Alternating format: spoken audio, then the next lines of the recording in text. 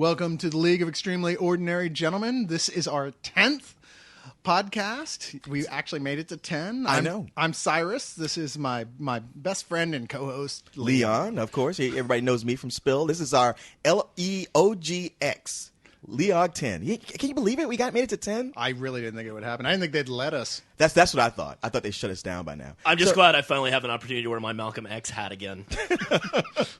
Well, you didn't wear it with your static costume?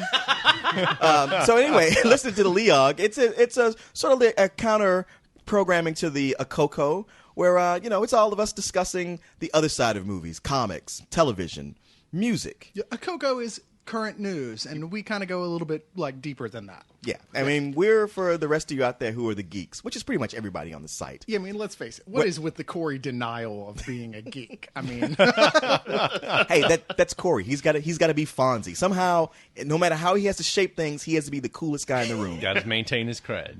Congratulations, you were the coolest guy at the comic book convention. Now, joining us on the Leog, which also separates us from a Coco, is that even though we come out only every 2 weeks, we got 4 guys here. Yes, we do, as a regular cast, sometimes even more. But our regular commenters are Jason. Howdy. And Bo. Hello. Who both also write reviews for the site and have really kind of become integral to what's been going on at Spill lately. For whatever damn crap DVD Cyrus gives us that he absolutely will not watch. Come on, man. Whatever slime-covered DVD you fetched out of the pit of hell. Surely you are not taking a shit on the Andy Dick Get Smart. Hey, now, first off, he got Tiny Toons this That's week. true. Oh, And you son of a after I bitch. wheedled, cajoled, and pleaded You for it. son of a bitch, that's right. true. My penis is still lubed. And Jason, Halloween is coming up fast. Yeah, and you've got all those horror DVDs. That's why I'm going to get the mother load right Those there. are all yours. Those are all going to you, which means you're going to have to work harder, but you're going to get lots of awesome stuff. That's quite all right with me. No, I've had fun reviewing the other stuff.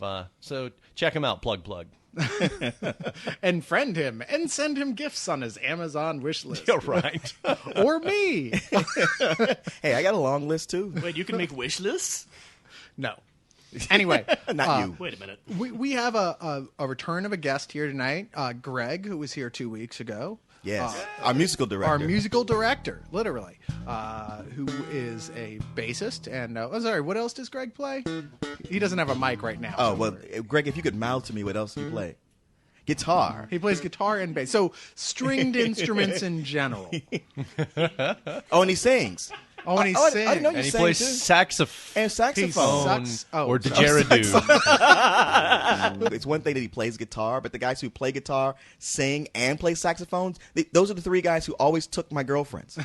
Now he's all 3 in one. The only other musician we could find was a guy who played that Vulcan auto harp thing that Spock was always doing. So it was Greg or nothing. What happened to that guy? He got beat up on the subway. Oh, man. He got beat up as soon as he walked out of the basement. Anyway, Greg is we're going to experiment here and have Greg, play our background music here. Yeah, Greg, give us a little, slap that bass for us real quick. Let's hear a little bit of Greg.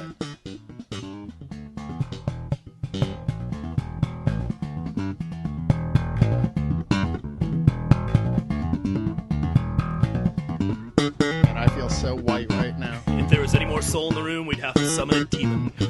Oh, You better watch out, because from what I hear, heaven is looking for some soul right now. What are you talking about? Well, God just reached out and killed 2 brothers, man. Yes, he Good did. Lord. Man, you know what? I'm almost sad you're bringing that up. Because, I know you're talking about the death of Isaac Hayes. Leon, you were the first person I thought of, seriously. Well, when I read to about be that. honest, when celebrities die, I'm like, well, yeah, that's sad and all, but I didn't know that guy. And it's not like I was friends with Isaac Hayes, but he really was, my hero, and I did get to meet him once. And, I am deeply saddened by, the surprise of his death. I mean, I had no idea that he meant so much to so many people, other than being the guy who did the Shaft theme for a long time. I mean, I didn't know. I was listening to the Violent Femmes. What the fuck did I know? I mean, I had no idea what soul or R&B was or any of that until just recently. And you wrote, Leon, a great article for Spill about his death that filled in a lot of stuff. It was good. Yeah, you're right. It was good. Check it out. Well, thanks. Yeah, I mean, that soundtrack, that theme to Shaft, was important in ways that nobody understands. Just because, soundtracks were all done mostly with classical music, And here he came with this very funky, very soulful soundtrack that won Grammys and an Oscar. First one to ever win an Oscar. It was definitely one of the best performances at the Oscars ever. Right. I mean, he rose up and he was like covered in gold chains and like, surrounded by all the keyboards and synthesizers, and it was And incredible. it changed porno music forever. It did. It did. I Yes, somebody definitely in Silicon or somebody in the Valley definitely did see that and go, man, if only we could put people fucking to that music. We could sell millions. Well, people were already doing it anyway. If we could just film them. now white people get to fuck too. The only reason I don't talk like this all the time is because of the little bit of soul that creeped into me from all the porn I've seen. The Shaft theme song, really, it was like a cultural milestone because you can't even count how many times it was ripped off. Oh, you yeah. know, and parodied and or paid tribute to. It's just countless, literally. Well, and there's so many songs that he wrote, like Soul Man, like everything from Sam and Dave that you're familiar with. Soul Man, Hold On, I'm Coming. Really? Yeah. Oh, yeah. He was the principal songwriter at Stax Records, which was like, basically when it comes to soul in the 60s, there was Motown and there was Stax. But Yeah. I was always a Stax man myself. They were Same way here. funkier. But Yeah. surprisingly, I'm going to pass the mic here to Greg because he actually knows a decent amount about Isaac Hayes, and I don't know squat. When David Gilmour dies, then we'll keep the mic on me. But Granted. until then, I'm going to take a break here for a second. And When Whitey McBlanco when died, we'll all gather around the Cyrus fire. when the guy who invented Velveeta dies. yeah, him and Jerry Seinfeld. It's come out now that what he died from was a stroke, which he'd had the stroke right around the time of the whole South Park flap. I mean, that was the whole idea that he resigned from South Park because of Scientology and saying that they don't respect religious beliefs. And the fact was he had a stroke and somebody spoke for him with that, and a lot of it got muddled. Which is, it's typical. It's like the myth that Mama Cash from the Mamas and the Papas died from choking on a chicken bone. It was like, no. Ham sandwich. Yeah, but it was written by a reporter who didn't like her, and then it just stayed as the story. I thought she tried to eat Brian Wilson. We should be so Maybe lucky. Brian. Wow. Have you seen Brian Wilson lately? He might have ate her. Have you seen him? He's a big brother now. Besides, what Shaft influenced, he influenced a lot of. I hear his music sampled all the time. Like one of Portishead's biggest songs. You know who else sampled it was Biggie Smalls. Biggie Smalls Did he really? did it for who the fuck is this? Page me at 5:46 in the morning. It's the that. Is that Glenn Miller? Yeah, it's Glenn Miller. I mean, he did it. He obviously got started writing songs for Stax and for the Sam and Dave and all those cats. And then he actually did his first solo record was called Presenting Isaac Hayes, which is kind of like a noodling improvised jam session. But the second album he did, Hot Buttered Soul. Now, if you've never heard that, first of all, he's only 4 tracks on the album. Right. It's a 45-minute album with only 4 tracks, songs. 4 tracks. And at the time... Is this Metallica we're talking about? Like old Metallica? No, but the thing is, what was unique about him, it came out like 68, 69. I think he came out in 69. But at that point, Motown was doing these 3-minute pop... I mean, all the R&B people were doing 3-minute pop, Heard It Through the Grapevine type stuff, right? You hear some of the progressive rock guys are doing expanded stuff.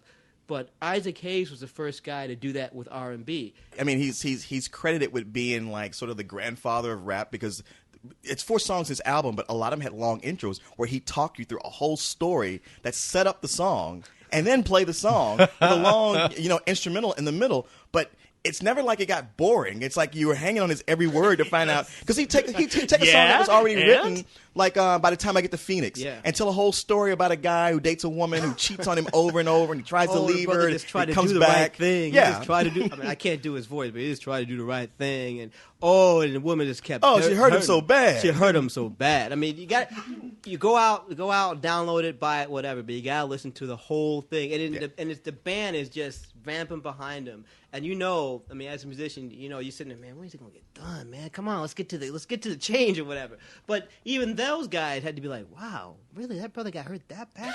I mean, just Damn. Damn, man, that's sad. Well, I mean, it's totally, Every it's totally goddamn music. night. You get a woman over to your place and you're getting her liquored up and you have that playing in the background. Oh, yeah. And then the words just kind of every so often you stop. You're like, wait, you hear what he just said? And you just you seduce her along. That's music was totally for that. And then the DJs like that. They put that track on. Oh, I gotta go use the bathroom now. I can do my line of coke or whatever I gotta do. They put all that stuff on. But perfect. But not only musically was he an icon, but you gotta understand too. This is when the guys had all the big afros, obviously in the late '60s, the Black Power stuff. He was big, bald, didn't care, had his glasses, the dark glasses on. Well, that's the thing. It's like, at a time when everybody had afros, he went bald. He was like that icon of like bald is sexy. I mean, him and Telly Savalas, and I don't even really understand Telly Savalas. I mean, Who loves you, baby? Yeah, a big Greek sucking on a lollipop. I'm like, all right, if that's your thing, sure. But Brenner. he had his his life in cinema. That movies like Truck Turner and the Duke of New York from Escape from New yeah. York. And but he was also honorary king of Ghana just because of the work. Humanitarian Yeah, he stuff. did a lot of humanitarian. Oh, that's cool. Work there. Very cool. I didn't know that. But I think what he would say his pinnacle, though, I would say is about musically and icon status was definitely in Watt Stats. Oh yeah. I mean- If we just quickly get into Watt Stacks, it's like the greatest concert movie that I've ever seen. Hell of a lot better than that Michael Gondry, Dave Chappelle thing. Yes, it was. Yeah. You might call it the Black Woodstock for anybody That's who what needs they to did have it right. broken down About to all like the that. filthy hippies. I couldn't have said it better. I mean, it was a concert, a free concert that was thrown in Watts It was 5 years after the Watts riots. after in the 68. riots to help. I didn't know it was that long. Yeah. It was to help generate money to help rebuild Watts after the riots, and you had just everybody from Stax was there. The Barkays, Rufus Thomas, a lot of other people who, if you even know those, I'm shocked. But Isaac Hayes is the headliner, and everything is leading up to him When he showing walks up. out. When he And- walks out. Yeah, I mean, it's all leading up to that, but in between you have interviews with Jesse Jackson and Richard Pryor and Ted Lang. from Isaac. Isaac from the Love Boat. I knew him as Junior from That's My Mama. Isaac from Lovell, he was getting down Black with the brothers rice there. icon Ted Lang. Captain Steubing laid down some funky beats, too. You can't see me, but I'm pointing both of my fingers with a thumbs up at you right now, Spill. Well, for about 25 years, you couldn't watch this movie just because of the struggle over who owned the rights to the music. And I think it was 2000 maybe where it got re-released in the theaters. But you can get it on DVD. And You gotta watch it. But we cannot forget the other brother who died, Bernie Mac, who was really funny too. So Oh, that's true. Well, So you can't- okay. Well, these guys sort of know Bernie Mac. You guys got any opinions on Bernie Mac? He was funny. No. It's like, another black dude. I don't care. I was like, yeah, I know the brother. I'm not going to say anything. I like Samuel Jackson. Shut up. Shut up. His TV series won a Peabody, which is, I mean, Peabody is very, very distinguished, and he deserved it, man. That was a great piece of television, Yeah, man. Sherman it and was Peabody awesome to was watch. really and, good. you know, Sherman. I didn't hear it. Yes, Sherman and the Wayback Machine. Blow me. We're talking about Bernie Mac. Well, Bernie Mac was almost had like that Rodney Dangerfield thing going where he struggled for so long and he didn't get successful until later in life. And like Rodney Dangerfield, he was so immensely respected by other comedians. Yes, he was. And everybody who talks about him says that, you know what, he was always genuine and true and a good friend. And he didn't put on airs. I like what Chris Rock said. He's like, it's like losing 12 people because every time he walked in a room, that's how big he was. And that's how we feel about you. You're just talking about my voice. Yeah, I was going to say the volume. He's as loud as 12 men. Who needs a PA system? It's like You Black should've- Canary, except without the great brat. Greg, Black Bolt. Greg, you should have just plugged into Bo. yeah, because he goes to 11. He does go to 11. Yeah. All Go to right. 14, bitch.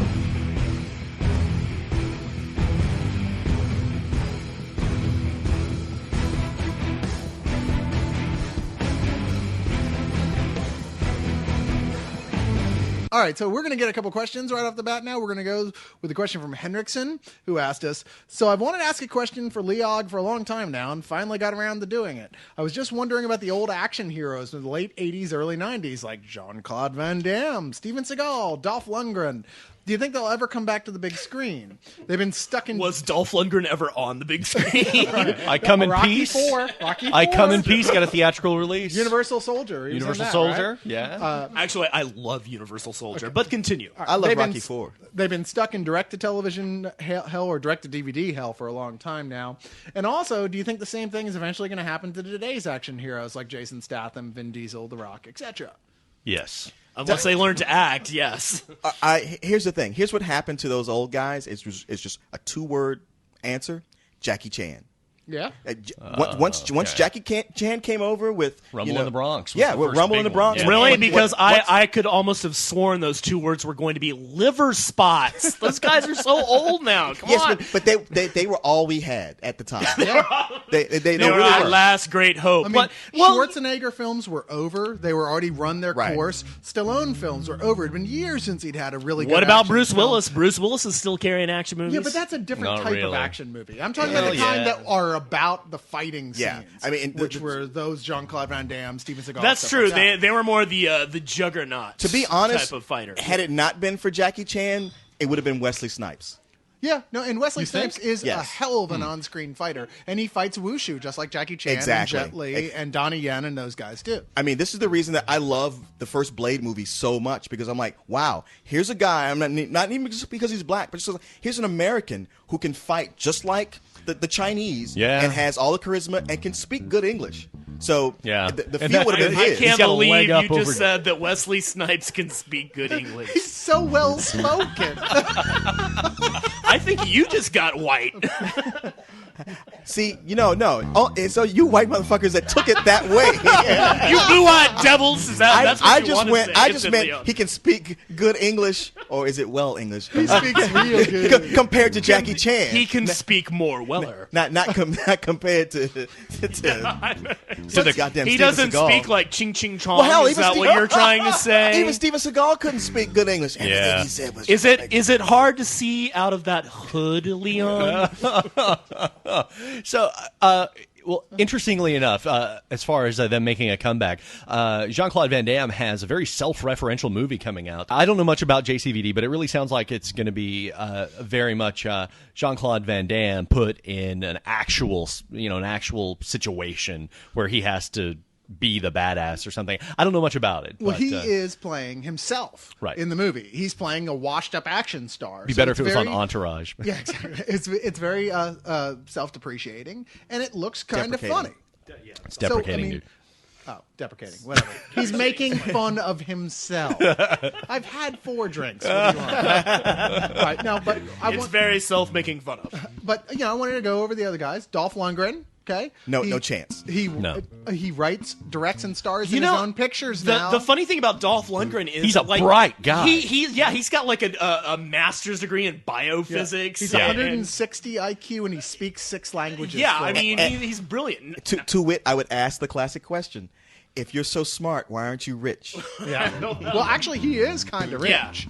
Just I mean, saying. he still gets royalties from Black Scorpion or Red Scorpion or whatever the hell it was. I gotta you know? say, I said earlier, I love Universal Soldier, and he really did a good job in that, man. And say what It you was will. like- I'm all ears. Yeah, hey, do you see what you made me do? And it's like, man, if somebody had just taken that and run with it, boy, he could have been up there. But it didn't happen, and it's not ever going to happen anymore. He's pretty much gone. I will say I preferred him as the Punisher over Thomas Jane. Well, yeah, that's a it's a Yeah, gimme. yeah, there is that. I mean, he's putting out all these direct-to-DVD movies. We don't see these films because we don't have to, and God knows we're not going to go out of our way to. True. But the thing is that these But movies the Belgians do. These They movies watch it every night. do make money. Have you ever looked through the bargain bin at Walmart? I mean, people are buying this shit, Yeah. I mean, it didn't cost them much to make, and it's just all profit. There's no real stars guess in it that's under true. Dolph, who's like the producer, director, writer, and star of these. The same is true of Steven Seagal, who is nowhere near as bright as Dolph Well, Lundgren I is. don't think Steven Seagal will ever make any sort of comeback because he is a notorious douchebag. He really wants to be smart. There's no question. He keeps trying to convince everyone he's smart, and he's all like, "Oh, I'm real spiritual and I'm real into the Yeah, environment." because you got a Navajo jacket on. Yeah, It's like, well, but he oh, you're does- wearing a turquoise ring. He'll Great. come out, he'll say that, and then come up like he had this crazy story about how a ghost dog protected him and his house from burning down or something. I was like, a ghost dog, dude? What do you want from Yeah, us Will here? Will Sasso has the easiest job on Mad TV because when he impersonates the guy, all he has to do is just like, well, what did he say lately? Okay, well, I'll go out and do that. And it'll be hilarious. That's this famous story about, and I can't remember who it was he was talking to. I almost want to say Rob Schneider, but it was somebody where he's on the set with him. He says like, "Man, I just read the greatest script last night for the best movie ever," and they're like, "Wow, who wrote it?" I did. Yeah. But he actually claims to be have been a bodyguard to Archbishop Desmond Tutu during the South African when everything He was going on has there. all sorts of little fallacies and falsehoods and prevarications that, where he was like CIA and how he was like trained in ninjutsu or something like No, the that. dude- That will be just his comeback because somebody will do a Chuck Barris. Yes, exactly. A Confessions of a Dangerous Mind type movie, but about him, and that'll be his comeback. That'd be pretty cool. I'd watch that. I don't know. If they don't clean their act up, I think at least 2 of the 3 of the current action stars are going to go the way of Van Damme and his ilk. Vin Diesel is totally fucking himself. Yeah. I mean, really. you know, after the Chronicles of Riddick, the fact that he would make Babylon AD makes you go like, dude, you don't get it, do you? No, he doesn't. Well, but I mean, we're talking about the action genre, and there are age restrictions on this guy. I mean, that's true. you don't see Michael Gambon in action movies other than like as the creepy guy in the shadows telling you what to do. I mean, he's not the Well, star. The Rock's Yeah. only 35. Don't put him in the Michael No, Gambon. that's not. But well, have you seen Dumbledore Schwarzenegger? in Have you Triple seen X. Have you seen Schwarzenegger without his shirt off? I- lately? I mean, have, but you know the guys that he was originally talking about, Dolph Lundgren, Van Damme. gotcha, Those gotcha. guys are getting really long in the Yeah, tooth. yeah, no, you're and absolutely that's right. why they've faded from view. Ironically, the everyman action hero can go on well into his 50s. Absolutely. Yes. That's why Jason Statham will probably outlive career-wise Vin Diesel and The Rock because he is that guy. He's Okay, always I been disagree. balding. Let me tell He's you a why. normal guy. Let me tell you why I disagree with Jason that. Statham I disagree. is not normal. Because Jason Statham, because everybody likes him, because he does have the thing like, yeah, I'm bald, but so what? Fuck you, Yeah. and that makes you go, wow, that guy's bold. He's got balls. I love him. But Jason Statham, I get the impression he's dumb as a post. Really? Because he was a male model before he started doing this. No, that's a big He's not done or said anything. And there's nothing in his acting that makes you go like, wow, he's a really intelligent guy. He never- knows how to keep his mouth shut. He's never impressed me. And I mean, as far as for him being normal, Jesus Christ, you could use the guy's stomach to cut bread on. I mean, that's not normal. And he's about 5'6". Is he really? Take that, He's- Jason. The thing is, you have to watch it when he's on screen. They rarely do it, but you watch him when he's standing next to a woman, and you'll see they're about the same height. Punchy little limey goblin, isn't he?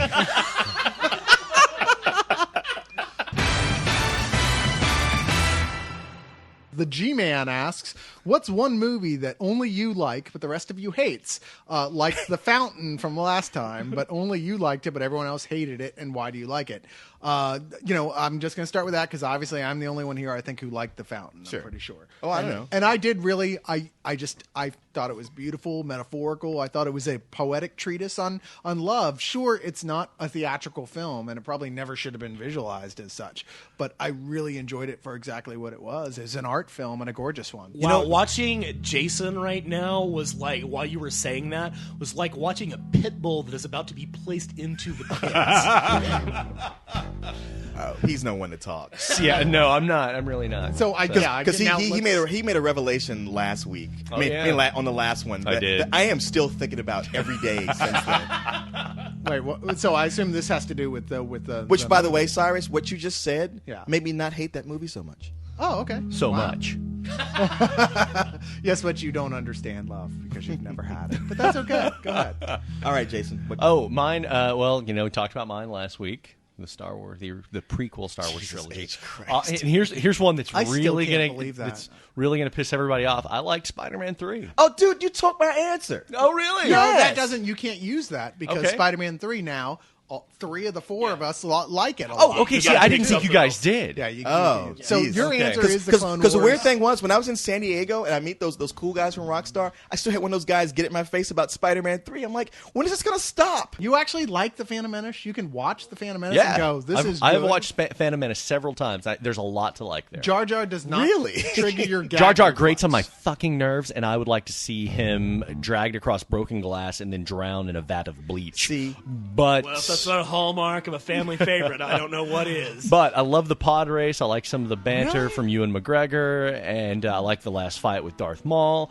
And I think it's a gorgeous movie. I think it visually is really compelling. The only thing I like in that whole movie is the last fight with Darth Maul, but I hated the way it ended. I was like, really? Okay, that just seemed kind of non-Jedi like but that's But yeah, I liked did it. not care for the contrivance of that fight.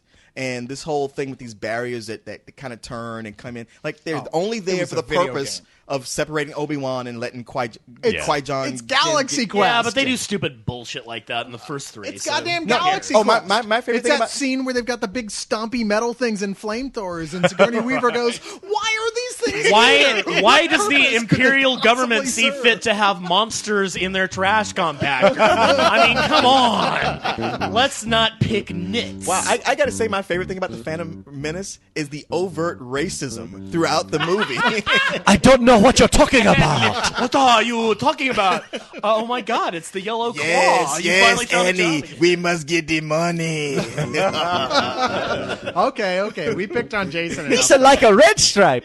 I want to hear what Leon's guilty pleasure is. I don't know. I was totally prepared to say Spider-Man 3. But you know that the question was that the rest of you hates. You knew I didn't hate I Spider-Man. know. I Yeah, didn't same know what here, else dude. to say. There has to be I can't remember something. the last time I really liked a movie that you guys didn't like. It's It might made have- in Manhattan. I mean, it Bo, was- what's yours? If you said like the Final Frontier, and then I'd be like, dude. It's a bad movie. It's lame, and I love it for that one moment when God is talking to them and says, "Oh, you have a ship. I could use that ship." And Kirk he's so reverent of talking to God. He goes like, "Wait a minute. Why do you want my ship?" Whoa. He's like the minute somebody talks about commandeering the Enterprise, Yeah. it's He's like, God. "Oh, it's he's like, on, no, God." he's like, no, fuck that. Yeah.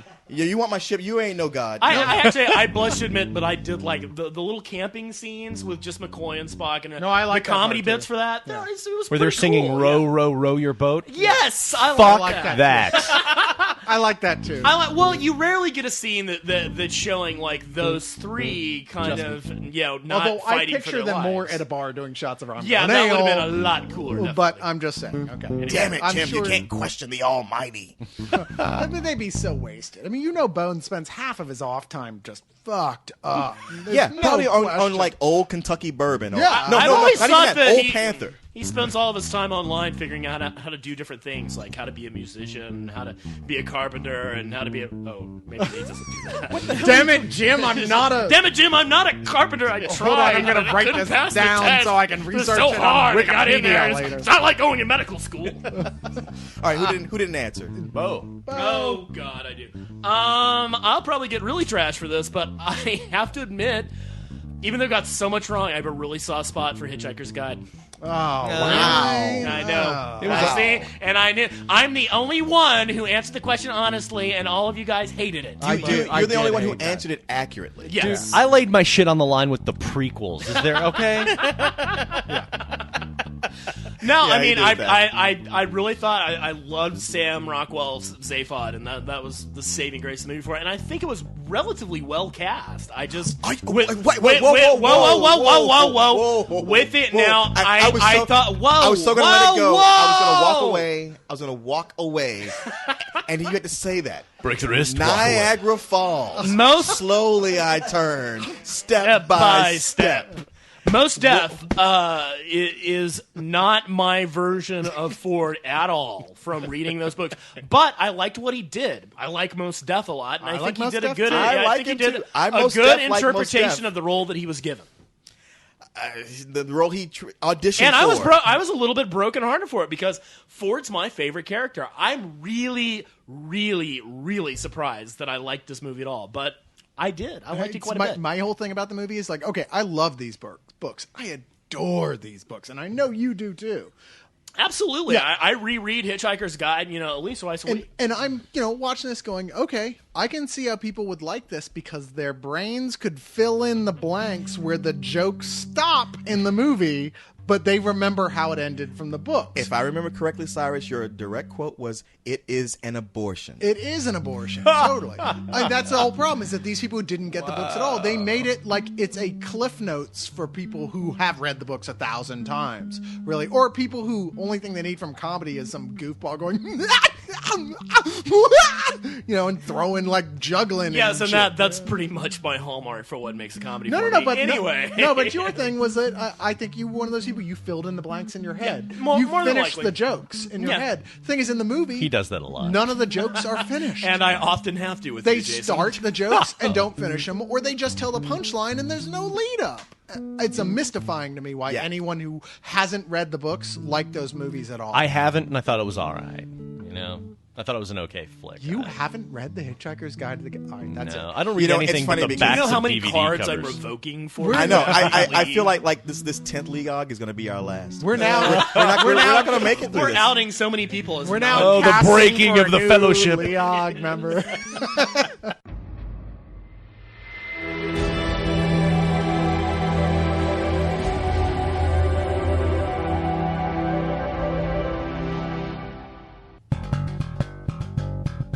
All right, well, Jay asks, I don't know if you guys watch it or not, but what's your opinion of Entourage on HBO?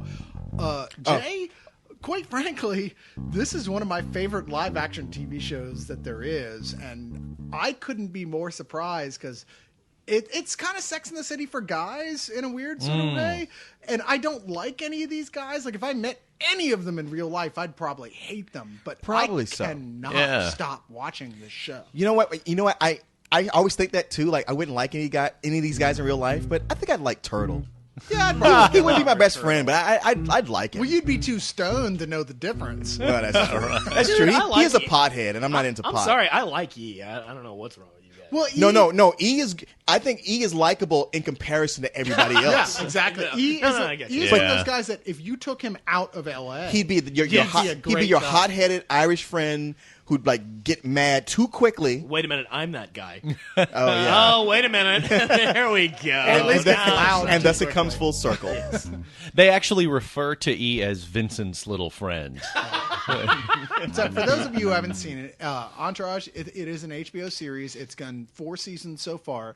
It's loosely based on, supposedly, the experiences of Mark Wahlberg, Who's the executive producer who's of the show? executive producer, and I think he even wrote the first episode. Did he? could I could wouldn't be surprised. I could be wrong about that, but I Okay. know that they're based on experiences he had early on in his career when he had that sort of big overnight, oh my God, here's this tiny little celebrity who suddenly turned into this huge celebrity. Which actually, in his case, was being in a band called the Funky Bunch. But Well, no. They're actually not even talking about it. They're talking about like Boogie Nights. Like when that happened. I know.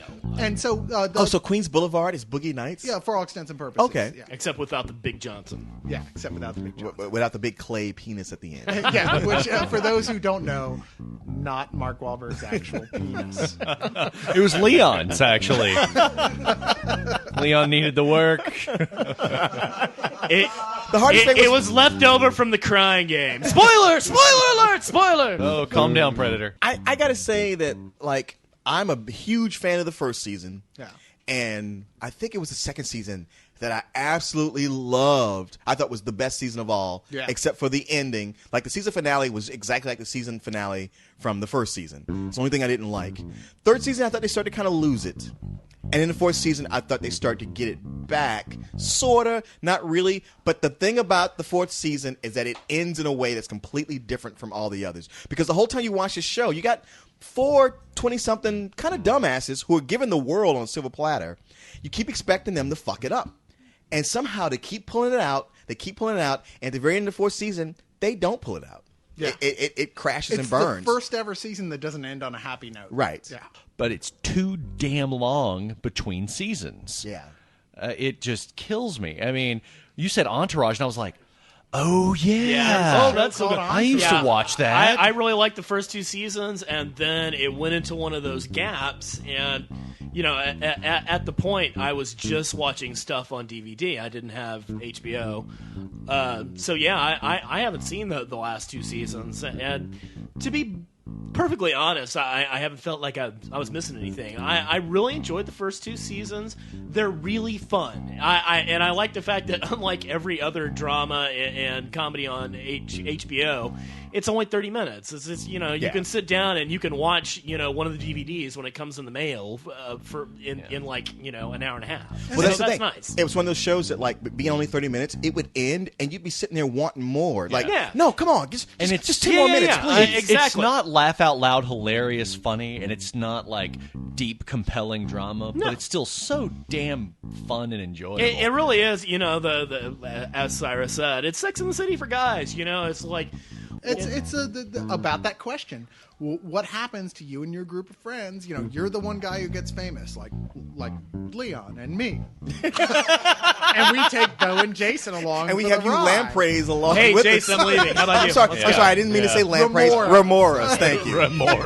And you take your horrible, horrible parasitical friends along with you to continue sucking on your So life. I'm Johnny Drama. That's Shut up! Here's a Matchbox Ferrari. yeah, right. Look for Jason on Viking Quest. Well, it's funny, Jason. Yeah, hey man, you can call me your entourage all you want. Buy me a house, bitch. Well, Jason, it's funny you bring up, like, you know, like how long it's taken between, you know, seasons, but they ran the 3rd and the 4th season back to back. Did they? Yes, they did. I only imagine because HBO was like, oh wow, we have a huge gap. We didn't expect to cancel John from Cincinnati quite so quickly. John from Cincinnati. Wow. The series for rambling schizophrenics. Can't believe we canceled Deadwood, a show that people loved. The new season starts in September 7th. Oh, I didn't know that. Oh, wow. September 7th. Oh, right on. Apparently, starting. Mark Wahlberg is making an appearance. In this Yeah, Mark Wahlberg will be appearing a couple times. Yeah, and I Here's know you're the bad all news. the balls of your heels for that one. Here's the bad What's news. the bad- Dom is coming back. Oh, I hated Dom. Everyone hates Dom. Dom was this big jackass who they honestly thought that people were going to love, and he was supposed to be a regular member of the show, and people hated him so Yeah, much. hell, Who he was was- such a- they he was wrote the him out. big, hulking, intimidating, bald friend, douchebag friend that everybody hated, but Vinny kept sticking up for him, and he ended up Okay. stealing that Shrek action figure Right, from the right, producer. right. So Okay, the yeah. rumor is He was there's annoying. some rumor Yes. that they're going to bring him back with terminal cancer or something. Good. Like something like where people will like him because of No, like I won't like empathy. him. No, I'll be like, die. You can't die fast enough. No, We no, hate you. exactly. He No. could save several children from a burning building At this and point. burn on the way out, and I'll be like, well, that's what you sort of deserve. He was the guy in the Scorsese movie where you're like, he's gonna get whacked. I just can't fucking wait. Yeah, he's Mo Green. Yeah. There's a lot of people coming back. Sloane is coming back. This Oh, I love season, Sloane. Who I really yeah. liked a lot. That chick is hot. Lil Bow Wow, or just Bow Wow now, is playing Eric's yeah. new client, who's a comedian, not a musician. Oh, this sounds bad. Jamie Lynn Sigler, I don't know who that is. No, she mezzo soprano. Oh, okay. Yeah, dude. She's playing herself Who in- has grown up into quite a woman. She's going to be in a 3-episode arc, apparently a boyfriend to one of the characters. Sure. Gee, I Boyfriend wonder to one of the who. characters? Or girlfriend. There we go. Yeah, beer. It'd be more interesting hey, if it was a any chance boyfriend. James Gandolfini will play her father? Because that would set up a great dramatic tension. That would bring it full circle there, yes, indeed. And then maybe we would actually get an ending to The Sopranos. I know. You Finally. did get an ending, bitches. You just didn't like it. No, we didn't. There was no ending.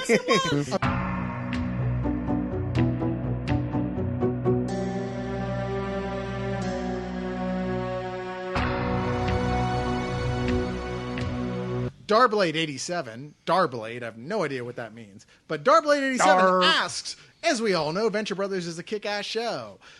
But which episode for you is the episode you knew the show was going to be kick-ass? Okay. I call dibs. All right, go for it. Oh, damn. It's the yard sale episode. That was the one where I was just like, and it was That's a good one. the line from the Monarch when he's talking to Dr. Girlfriend, going like, "Look, the guy from Depeche Mode is over there, and he's got a girl." No, that can't possibly trade you. I know. I thought he was gay. He's in Depeche Mode, for Christ's sakes. That was one of my favorites. That just got me because they went beyond the scope of Johnny Quest and Yeah. even fandom in general, and just started reaching out and taking a pot shot. And I was like, "That's awesome." I'm Venture watching Brothers this. isn't one of those shows that you can watch one episode and make up your mind about. It's just not. I actually did. Except for Leon. It Yeah. took me He's a couple freak of of times. nature. I'm watching Adult Swim and it comes on and I'm like, wow, it's so cool. A kind of a twisted parody of Johnny Quest. I really dug that show. And the next episode I thought was pretty good. However, I believe it's the third episode where they go to Brisbee Land. Yeah. And that was the one where I was like, oh my God, this It's show polar is so bear much milk. better. Yeah.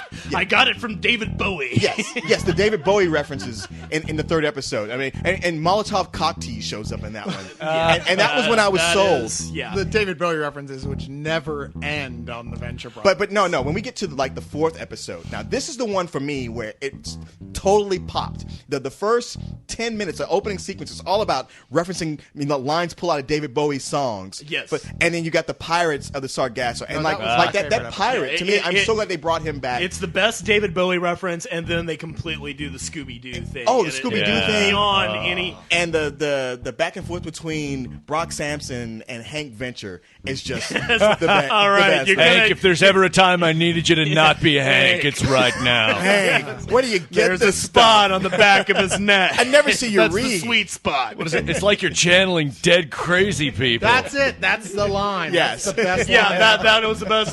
God, where do you get this stuff?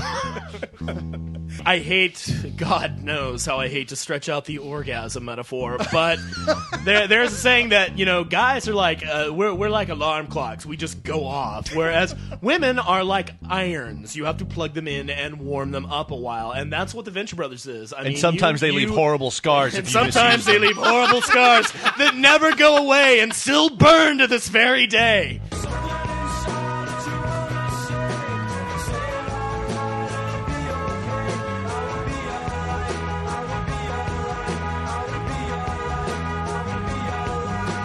Jordan Cobb asks, "Hey, you classy men at Leog, I have a two-part question. Who do you guys think should be the villain to team up with Lex Luthor in the Penguin. sequel to Superman Returns?" I don't even want to. Go ahead. Sorry. No, No, I don't go even ahead. want to see Lex Luthor again in a movie for another 15 years. I'm Toyman. done with Lex Luthor, and you're wrong. It's Brainiac. Toyman. Brainiac. No, No, Jordan Cobb says actually, too, what Brainiac. I would love to see is who's the cowboy guy? I love Terra Man. Terra Man? Oh yeah, that'd be awesome. I'm a Mr. Mitzelblick guy myself, but that's just me. That's Mixius Pitlick. Yeah. Oh yeah, I'm sure. I went on dictionary.com and it said, no, it's Mexican. Hey Leon, do you want to go grab a beer with me somewhere while these? You know what?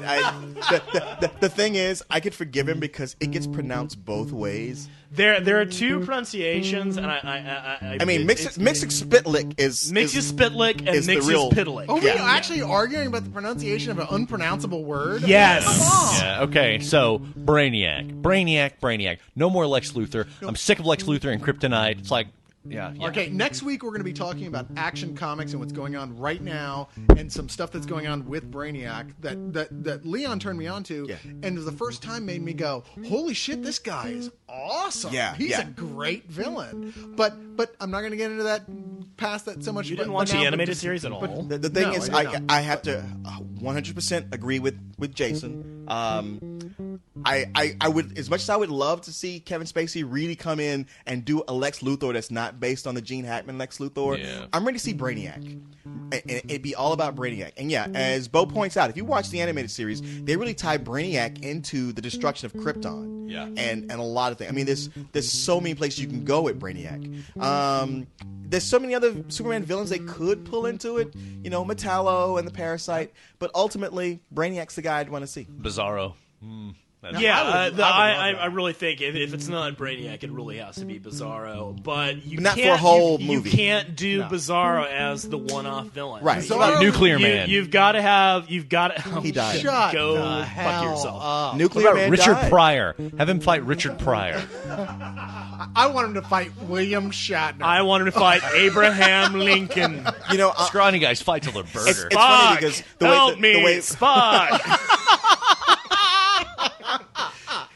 I used to quote that all the time. Ooh, that's great. Ooh, if he can fight Sarek. A young Sarek versus Superman. There's a movie for you. Take that, you lucky but fanboys. who would win, Thor or Superman? Oh, Who no. would win, Thor or Predator? Who would win, Galactus or or the Human Torch. No. Yeah, or the Anti-Monitor. I don't know.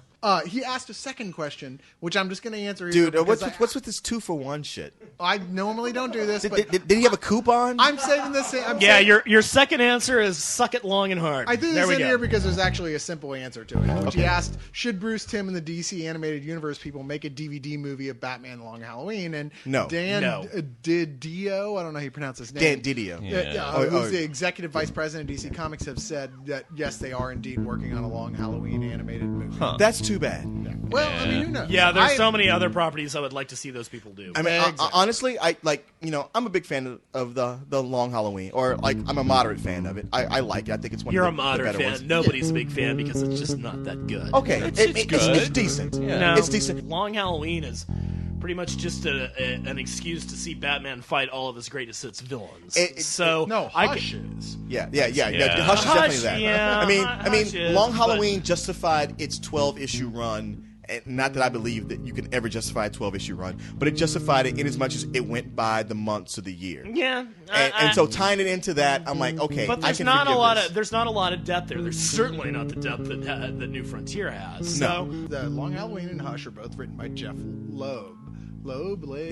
it's Jeff who also Loeb. writes Heroes. Who is a He- writer? well, he's an executive producer. He's He's- and writer. He's and written writer some for episodes of He Heroes. wrote a big writer in season 2 of Lost.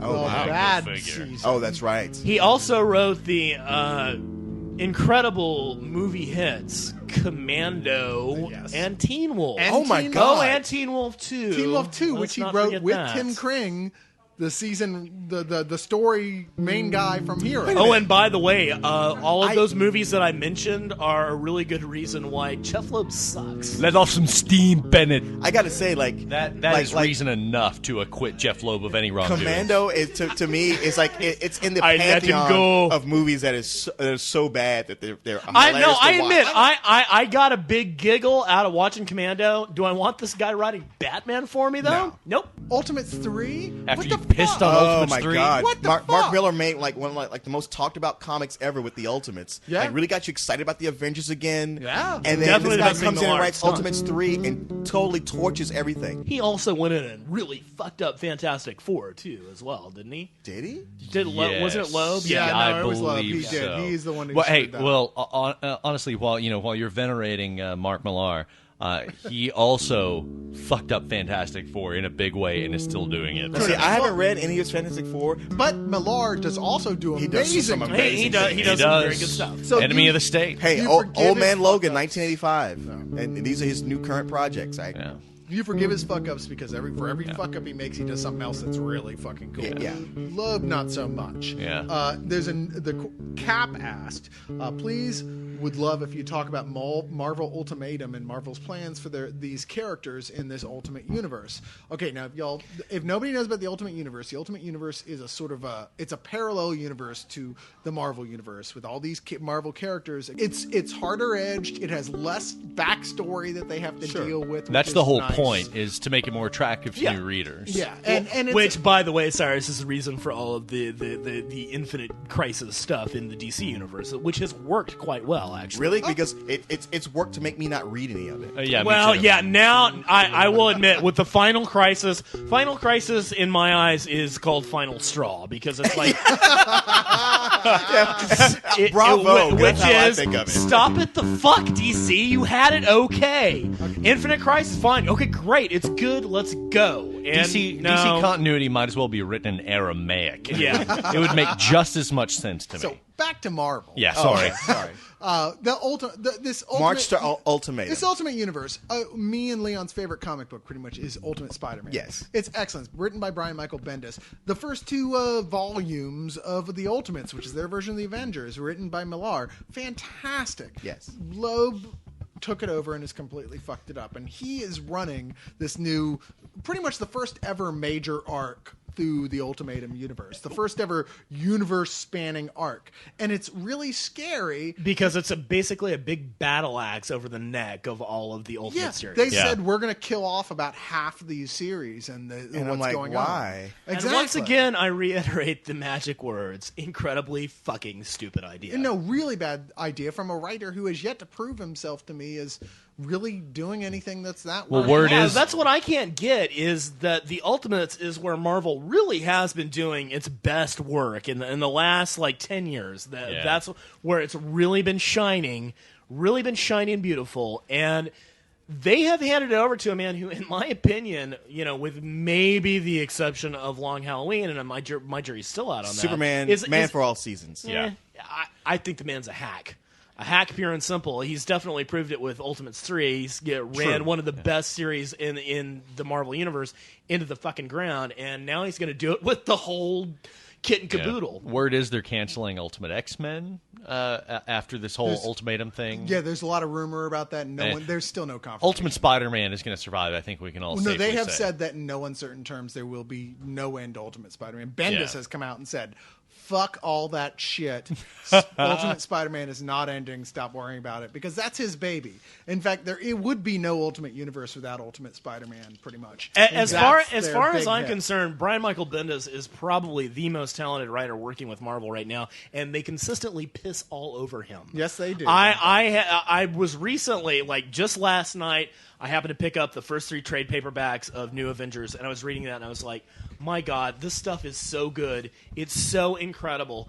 And they set up all these incredible things, and then they took Civil War and knocked all of them out. All this brings me to our big thrust of this Leog, which is I've threatened last week, the Incredible Hulk, and partially the way Marvel pissed all over Peter David, who wrote one of the longest continual runs of any character ever for a writer. 12 years. 12 of really years. good issues. And then they fucked him over. Is that what happened? Oh, yeah. No, they said to him, no, we're going to kill Betty Ross, Right. I know he didn't want to do that. and we're going to make the Hulk stupid again.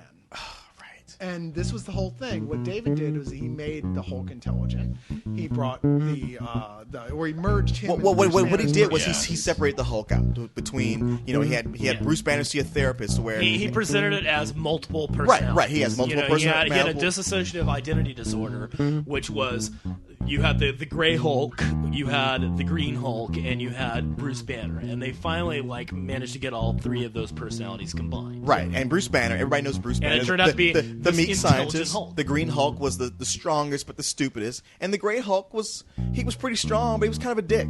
Well, he was not kind of a dick. He was very much a dick. He was the smarmy Las Vegas guy. He was Mr. Mr. Fix-It. Fix-It. Yeah. It was id, ego, and super ego Right. for all intents and purposes. No, Right. you're absolutely right, Right. Bo. That is exactly what So it was. then you had him combine all into one character, one very interesting, complex character. Yeah, and then they brought the Pantheon in, Right. which was this fascinating. Oh, I remember the Pantheon. It's almost like a superpowered yeah. Mensa Yeah. that the Hulk got to join and be the leader of. Exactly. I mean, wow, what a totally different direction to take this character in that actually really worked. Yeah. And all these side characters, the way they were dealing with his sort of this combination of Bruce Banner, who's essentially in charge of his mind at that point, but is got this massive ego thing going on because of all this other shit happening. Yeah. This is actually one of the few periods where I've consistently read the Incredible Hulk for an extended length of time. Yeah. Was the whole Peter David Pantheon Uber Hulk phase. And it is fascinating to watch it, and then it all falls away.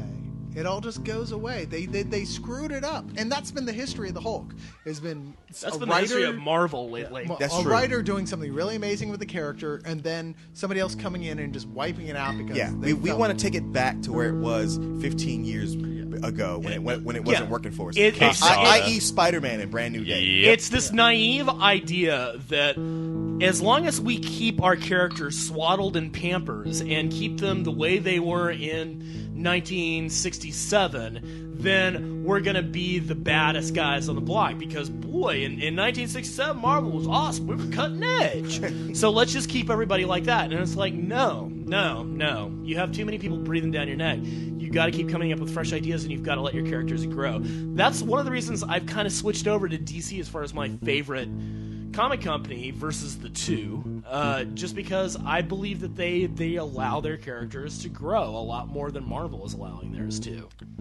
and that's the sales pitch for DC. Hey, yeah, was it not for all the Dan crossovers Didio's- and Infinite Crisis? I would totally be with DC. I absolutely agree with that. But you've got a Superman who has been allowed to marry Lois Lane and have a real relationship. No, and I love that. Yeah, about no, it. I love that too. You- I loved it about you- Spider-Man. yeah. This is why I'm so upset about them. Exactly. There are things erasing I've really liked with what they've done with Batman as well. Not Yeah. what Grant Morrison is Not doing. what Grant with Morrison Batman. has done. Well, we're Oh not my God. gonna We're get not gonna into talk about that? We're not Okay, even, all this right. week. That's The Hulk. All right. That's like All the right. Hulk, Hulk, Back Hulk. to the Hulk. Well, anyway, hey, after Peter David left and they made the Hulk stupid, I had no reason to read it again until Bruce Jones started writing. Ooh, I wish they'd bring back the Hulk ring and do your thing. Wouldn't that be cool? That was That Thing was Ring. the thing, dude. Oh wait, it was the Yeah, thing. if you're gonna disparage, make sure you I get your know. facts right. And Bruce Jones, like, I don't know if you guys, probably only Bo knows this, but Bruce Jones was like a major comic writer back in the mid '80s, writing a lot of sci-fi comics, mostly for Eclipse.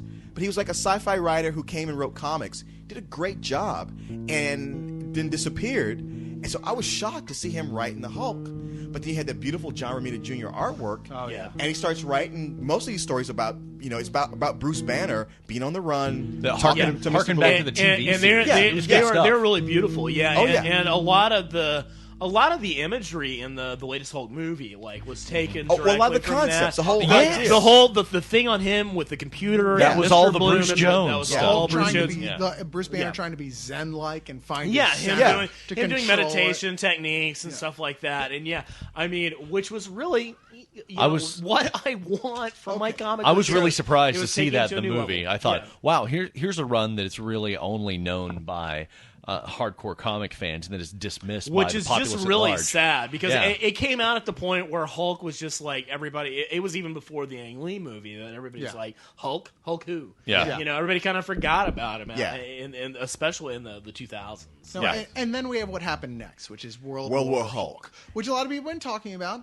And okay, now I sat in the last week and read every issue that related to this You in poor order, fucking bastard. straight through all the side comics, all in. Well, you have to in read the order. Illuminati series, No, 'cause- yeah, which read- I started buying Okay, those. the But I thought they idea looked is that interesting. They're cool. Doctor I like 'em. Strange, It's Reed Richards, the Submariner, Charles Xavier, and Black Bolt. and Black Bolt, and Tony Stark. And Tony Tony- Stark's the Which ringleader. they were actually introduced in the new Avengers. Yes. The if you remember in the very first or second trade paperback, I guess it's the first. They're actually when Tony Stark reforms the Avengers when he actually has to call a meeting with all of those guys. Oh, right. and You're tell right. them that, hey, I'm doing this, and like Namor's like, well, when were you going to tell us? And it's just like, why would he have to tell these guys anything? Illuminati is what kind of reveals. It's sort of the brain trust of the Marvel universe. Yeah, you take it's- all the it's smartest like guys from all the you've got teams. you've got Doctor Strange who represents all the sorceress elements, all the magical elements. You've got a Namor for the Atlanteans, and then you've got Reed Richards for science. Science. But really, the Black Panther should have been included. He really Yeah. should. Yeah. Yes, And in because fact, he I'm could sure have at some point it's like, represented black people. oh, what? No black person on the? Oh, I see how it is. You got Black Bolt? Oh, wait a minute. In name only. Who is not allowed to speak. I thought he was Yeah, like who's not no, allowed to actually. I thought he was like Black Goliath. Who Doctor Strange? No, Charles Xavier interprets for him, and he keeps looking at him like, "That's not what the fuck I said." Right. But I thought it was such a cool series, the little mini series where these guys, they got together like, hey, look, we shouldn't be doing this, we know, but we're the smartest guys. We're going to decide what should be happening in the world, and they get involved in these different conspiracies, and at one They're like a point- neocon think tank, except they accomplish good things. Actually, they're a retcon think tank. How they went back and they changed so many important stories.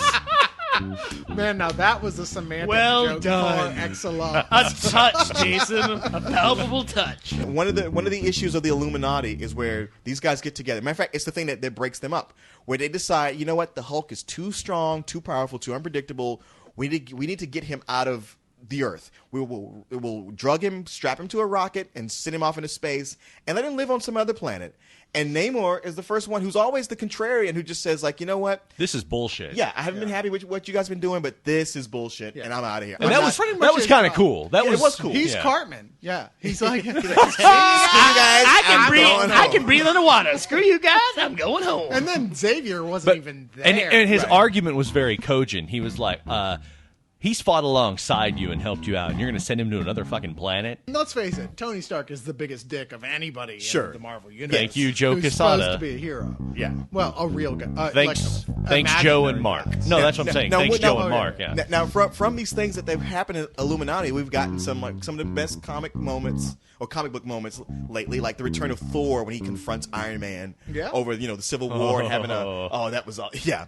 And You cloned me. I feel like that was totally Reed's idea. Will somebody lend me those? Because I'm Check out. He's at Four Freedoms Plaza right now, dude. I didn't even know. I thought it was you.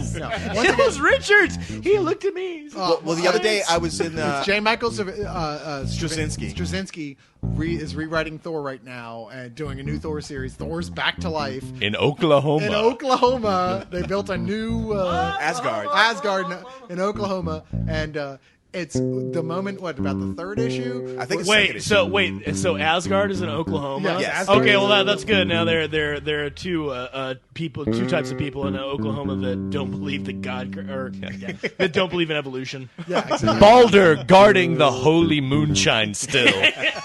The whole thing. Iron Man shows up and he's just like, "Yeah, look, a lot of things have changed since you've been gone, and you're on U.S. soil, and you're sort of like you need to get recognized by the government, and I'm gonna give you about 5 minutes to register and all this." And Thor just puts the smack down on him and says, "I don't appreciate the fucking clone you did. You've turned in your friends, and I just want you to know that all this time I've been holding back. By the way, I'm a god. Push it. I don't have you. If you really want to get me out of here, bring it on." You're a dude in armor. I will turn you into goo with a thought. Yeah, he pretty much fries him. Like the armor's a shell, and Tony Stark's kind of like, "Well, I'm just gonna leave some forms here. You can sign, whenever you get Or around not. to." Yeah, the armor was like, warning, you dumb fuck, get out of here. I always like you back when we were on the team. But back to World War Hulk. So what happens with the Hulk is at this planet where he has to enter the gladiator ring and fight his way up. Well, let's not forget, he was forced off the planet by this Illuminati group. Right. They tricked him into a rocket, sent him into space, Right. and they accidentally sent him to the wrong planet. Yeah. The ship malfunctioned. He was supposed to land on a planet with no intelligent life. Instead, he landed on, Tatooine. American Gladiators planet. Yeah. Which, couldn't have been more perfect. And you have to fight Nitro and Ice Well, which he does. and the Green Scar. he finally fights his way into being the It's sad, king yeah. of the Between planet. War World and this world, I mean, most of the inhabited universe, DC or Marvel, is just made up of gladiatorial pits. Right. Yeah, pretty much. Yeah. No, it's actually kind of cool what ends up happening though. He's there on the planet, and the ship that was sent.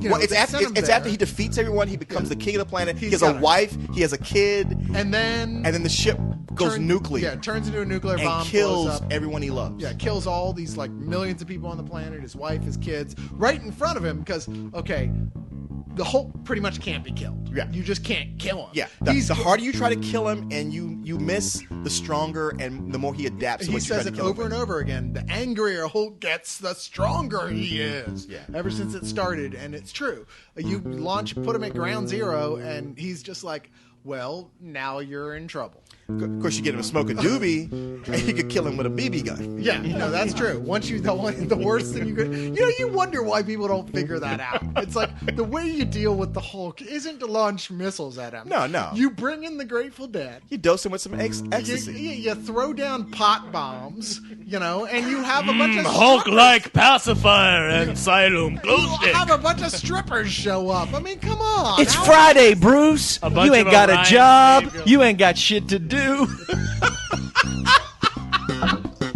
So he's hell bent on coming back to Earth and getting his revenge. Yeah, he wants revenge, and that's what World War Hulk is It's about. Ed Norton and James Franco in the Hulk Express. And the thing is, he comes back with his war bound. Yeah, the yeah, other yeah. gladiators he fought with are as badass as he was. Like some Brood, and Yeah, then including the Brood, the guys from the X-Men, the old Yeah, Chris Claremont area, like one of the best villains ever in comics. one of the Well, a best rip-off of alien Alien. knockoffs. Alien. Yeah. They're Base alien race they're no films. Badoon. If you will. But No dire wraiths. it turns this thing where he's like, look, all I want is for you guys to give me these Illuminati guys, Doctor Strange, Reed Richards, all these guys, give them to me, and the rest of And it will we'll be fine. reform the Defenders. Oh, wait. Well, yeah, he captures. I read the issue. I read the entire graphic novel just this weekend, where he goes to confront Charles Xavier, where he goes to the X-Men mansion and decides, okay, Xavier, you're one of the Illuminati, you got to come with me. And Xavier's like, okay, I will. And the rest of the X-Men are like, no, you can't take him. He's like, hey, you guys, this is my fight. And they like, no, you sit here. We're gonna fight the Hulk. And he just slaughters them. It turns into a 4-issue smackdown Yeah. of the Hulk regularly teaching every single one of the X-Men, including the Wolverine. Including the Juggernaut. No. You guys just don't get it. I'm the This fucking ain't no ordinary Hulk. street Negro, you basically. All- This is the fucking Hulk. But I'm not really sure what the issue is here. Xavier's like, will you guys please cut this shit out? Oh, and there's a great cover. One of the covers to that episode, or to that issue, was the Hulk behind Xavier with a big hand around him, and it really did look like the Hulk was having his way with Charles Xavier. Jerking off. It looked like old Chuck had dropped the soap, and the Hulk was like, "Guess what? I'm back." In this issue, Xavier goes to prison. Yeah, Google the image, and you'll know what I'm talking about. were not actually there to make decision on Hulk. Your punishment is private. What? At that point, why are at you that- sounds like Fozzie Bear? At that point, Or Yoda. At that point, Charles was very thankful that he was numb from the waist down. Xavier gets into a lot of trouble. and a lot sorry, of trouble gets Cora, into but Xavier. Jesus. The beauty of it was when he confronts him, he's like, well, I'll take the punishment, but I just want you to know that I wasn't there. Well, if you were there, would you have voted to shoot me into space? Well, and the White Queen is going, say no, say no. Then why do you have to always be such an honest dickhead? Jesus Christ. Well, I would The have. White Queen, the most powerful telepath in the Marvel Universe, is sitting right there, and she's not doing anything. Meanwhile, ironically, they all try to do something. The Hulk. The thing about the Hulk is, it's not even about his strength anymore. It's about how well he adapts to what you do I to see. him. meanwhile, ironically, the only one who could have reasonably stopped him, Kitty Pryde, is off in a spaceship. No. You missed it. She does. She fuses him with the ground. Oh, did she? Yeah, Okay. Oh, yeah. She grabs him and fuses him with the Yes. ground. I don't understand. What's the issue? This He's is the before Hulk. and everybody's- Joss Whedon really fucked up. You know, why don't and you I just never put your thought those hand words in would his come out of my chest? mouth. Grab his heart. She fuses him with the ground, and everybody's like, "Whoa, you crippled him! I can't believe you did that." She's the only one who slows him down for a She's like, second. I know. I feel really bad that I did that. And God, I he wanna just fuck rips her. up out of the ground, even with these pieces of bedrock embedded in his arm. Yeah. And just like, he's the fucking Hulk. Like, Yeah, but nothing stops him. She does stop him though for a little while. She He's slows him out of down. it for like 10 minutes. Yes. trying to get that. She's the only one who even puts a crimp in his style. She's the only one who slows him down. Like, the Juggernaut shows up like, well, I'm the Juggernaut, bitch. And he's like, yeah, I do see the bitch part. And slaps him down. Yeah, he's like, oh, so nothing stops the Juggernaut, including the Great Wall of China. Have fun. But okay, so we got World War Hulk, and all that gets resolved in the typically wimpy way that Marvel wraps up. Sure, their where shit. the Hulk is like, well, I beat you guys. By And- bringing out the goddamn Sentry. Yeah, well, by bringing out the goddamn Sentry in actually, while the art is not bad by John Romita Jr., I really hated the inks for that. The final big, everything blows up. It was so bland. So I was like, what is going on? It lost me. well, it gets boring. The side issues like Frontline, which during the Civil War, if you go back, Oh, the read Frontline issues are great. during Civil War is the best thing of Civil War, Right. which is a comic about the newspaper reporters Right. on the outside. Wait, like, how can somebody coming down and like beating the crap out of everybody and beating the crap out of everybody some more and then beating more crap out of everybody possibly get boring? Especially when it's stretched over 4 fucking issues for a single fight. I don't understand why that could possibly. The fact is, it's easy to come up with, like, we're about to go into Red Hulk. Yes, we are about to. And, Where? and let's just let's just go with the question that Okay, started all the this. question itself. Myths and Legends, which is a Spill member, and I don't know why they call themselves that, but there it is. They must sell swords on the side. Yeah, there's replicas. If you want, they've got the Witchblade Yes. from the TV series. Yeah, They've exactly. got a the replica, Highlander a replica sword. of Excalibur. The for finest $32. velvet cloaks available. They've got the Batlach. The accent grave. And Oh, everything. and what was the thing from Krull? The glaive. The glaive. That is There. a glaive. Yes. But anyway, they were saying I was reading the new Hulk with the Red Hulk, and he fought the Hulk, and more use of the word Hulk. And since the next week on Hulk, Leog is going to be about the Hulk. You give me your opinion about the new Red Hulk. Hulk. The Red Hulk comes in, he kills the Abomination, he kills Wendigo, and he beats everybody he comes across, and we still don't know who he is. It's been 6 issues. Boring. And thank Yes, you. 6 very, very incredibly boring. And who wrote them? Jeff. Jeff Loeb, everybody's favorite And hack. the art is mediocre. Who no, someone no, thinks he gets a free pass because his son died. I don't mind the art. I think I the thought art's it was relatively mediocre. See, here's Especially compared to what was honestly what I happening. think about Ed McGuinness, the artist. I think he's a great draftsman. I like what he draws. I like the way Ed he McGuinness. draws. Yeah. You know, he makes everybody really thick. I like his style. And the way he's working in conjunction with his colorist and all, very good.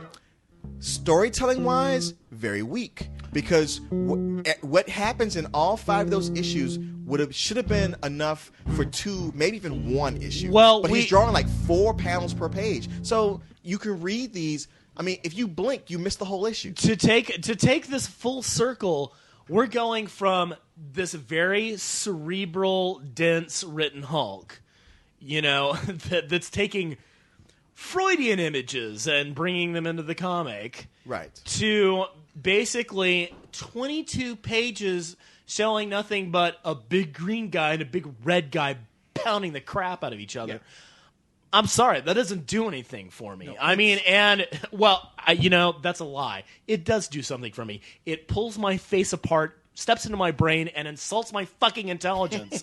Stop it, Jeff. Go away. No, it's after the World War Hulk, which, like I said, I had problems with, but overall, it was a decent. Yeah, little but Hulk run. it makes Especially with all those side World War things. Hulk look like Hamlet. No, World War Hulk was serious, and it actually had some ramifications in the universe that were much more interesting than some of the other recent, Sure.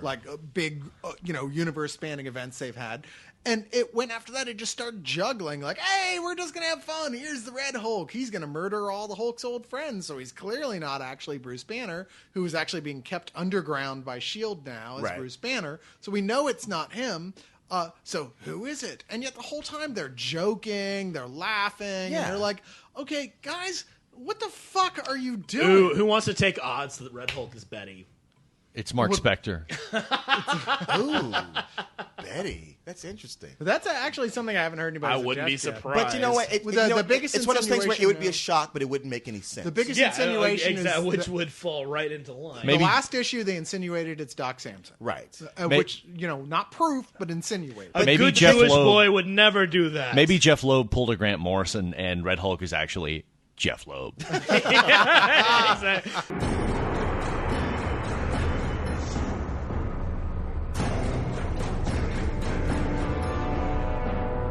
Now, many of you may not know, but our own Leon here has indeed worked in the comic industry before. Hey, Leon, my name is Elliot. Okay. And for the longest time, I've wanted to become an artist for art departments on movies and video games, as well as do some comic book stuff on the side. I'm just finishing up my freshman year in college. I'm having a little trouble in finding out what classes and steps I need to take in order to reach my goals. After listening to the Spill podcast and finding out that you were, and still are, an artist in the comic business at one time, I was wondering what steps did you take to work in that industry? And then, in addition to that, Myths and Legends asks, being that you have a knowledge in drawing for comic books, could you tell me what tools I need to start drawing in a comic book style? And, I've never worked in comics. I read comic books like crazy. We all do. But I think of all of us, Leon's the only one who actually has gotten paid for the privilege. Yes. I hand the tape. Leon has read How to Draw Comics the Marvel Way 500 times. He wrote How to Draw Comics the Marvel Way. He's that old. Yeah, I've also applied it. As far as me specifically, I got an associate's degree from the Art Institute of Houston, and which the teaching for that 2 years was all about being a professional. Took me through several different aspects of being a commercial artist, tons of anatomy classes on design, advertising design, graphic design, illustration, airbrush, everything. And a lot of this prepared me for being a comic book artist and doing other things. But if you're going to be a comic book artist, the main thing is, like I just said, lots of drawing. I mean, the whole concept of you have 1,000 bad drawings in you, and you have to get through those to get to the good drawings. It's very true. You need to have a sketchbook that you draw in all the time. What's something I stress to people is something that's very important is to find a support group.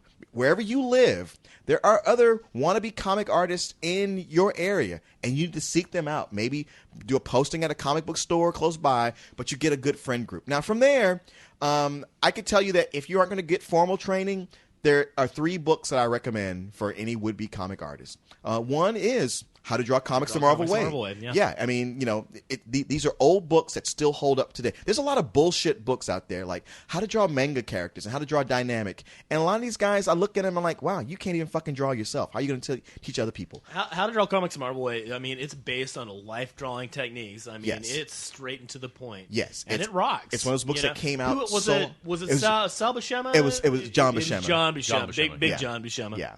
And everything in there, it tells you the tools you need.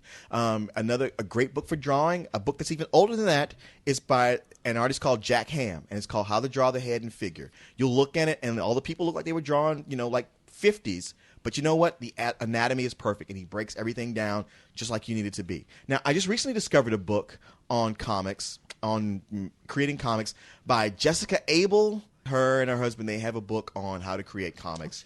And as much as I've blown off every other book, with the exception of Scott McCloud's latest book. Scott McCloud tends to write books about comics, but mostly they're such dense dissertations. By the time you get through them, you won't really learn what you're looking for. But his they're newest about book, the philosophical side of yes, they writing are. comics. They're all about about the philosophy of drawing comics. His latest book is about creating comics, and it's actually very good. It's also very thick, and I think you can learn a lot from it, but you can also get lost in it and spend so much time reading it that you never get a comic done. Honestly, you can spend as much time as you want learning to draw comics, and that's great. But if you want to write comics, Scott McCloud is probably where you want to go. You're absolutely right. Reading. You're right. Okay. So the 4 books: How to Draw the Head and Figure by Jack Ham, Drawing Comics the Marvel Way. Jessica Abel's husband is Matt Madden. Okay. And he did a book called 99 Ways to Tell a Story, which is a really good book on comic illustration and writing, I believe. Okay. Right on. I would suggest those 4 books. Yeah. If you want to buy books, you really, you'll see others that you like, books on photo reference and whatnot, but those are the ones. I'd been drawing comics, in some form or another since I was a little kid, since I was a wee boy and saw, heard the word Spider-Man. Spider-Man does whatever a spider can. Yeah. As a kid, watching Spider-Man, Speed Racer, the original Filmation Justice League, and the Hanna-Barbera Fantastic Four. These are things that inspired me. And here it is, almost 70 years later, and still. If you're just looking at breaking into the industry, a lot of it will come from either that you apprentice with somebody, you will make friends with an artist who's already established, who will help you, you will be his assistant, he will be his Padawan, for lack of a comics better word. are just like any other form of entertainment. A lot of it is not what you know, it's who you know. And making friends and networking is an important skill to master. It is a situation where it's truly both. I mean, to quote The Incredibles, luck favors the prepared, darling. For me, it was going to comic book conventions and showing my portfolio around. And showing your portfolio around means you show what you have. You take out anything that you feel you need to apologize for. You never show a piece where you go like, well, you know what, I just kind of did this last night, or this isn't really supposed to be this. No. Your work needs to be able to stand up This to where is the you can good hand shit, it to bitch. somebody, walk away, and they can see everything they need to see in it. And the thing is, you aren't going to work for Marvel and DC right off the bat. I don't care who the fuck you are. Yeah. You could be the son of Especially Stan Lee. not now. Yes. But you know what? You approach the smaller companies, the indie guys. But you need to approach the guys who do just strictly black and white comics, who will publish your work. And they may not pay you. They will say well, you'll get a percentage of royalties, which means you're doing it for free. Don't kid yourself and think you're going to actually get some royalties out of it. But the goal is to get published. And also note that most of the major companies do have submissions pages on their websites. And Ignore that. Oh, Really? okay, you will send your work in and it will go to the bottom of a pile. I talked to an editor. She was an editor at Topps at the time, and she was complaining about, oh, these kids keep giving me their portfolios at the convention, and I'm here. I'm not going to be able to deal with this right now. I don't know why they do that. And I was like, yeah, but if they mail it to you at your office, you're just going to stick it at the bottom of a pile and never see it. And she's like, well, yeah, you're right about that. Batonga, batonga, batonga, batonga. And Batongaville. Get it.